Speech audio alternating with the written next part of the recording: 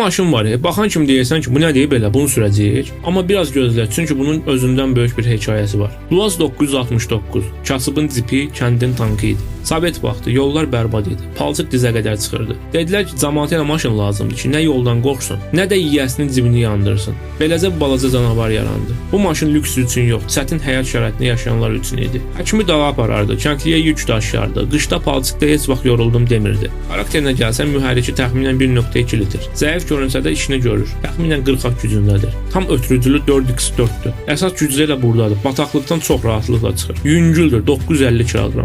Çox sadə quruluşu var. Komfort demək olar yox səviyyəsindədir. İlk baxışdan deyə bilərsən ki, bu nədir qaqa, bununla gedəcəyik biz. Amma ot üstüşən arxasına, gir bataqlığa. Onda görəcəksən ki, əsl söhbət elə buradan başlayır. Bu balacanın bir şey var ki, səni heç vaxt yolda qoymur. Nə qar, nə palçıq, nə dağ, buna yox deyə bilməz. İllər keçdi, bahalı maşınlar çıxdı, komfort dayıcan qaçdıq, amma Luaz 69 hələ də bəzi yerlərdə işləyir. Çünki bu sadəcə maşın deyil. Bu kasıbın bir ümididir, kəndlinin zəhmətkeş dostudur. O balaca canı ilə biraz kobud olsa da, amma buna baxmayaraq ürəyi çox təmizdir.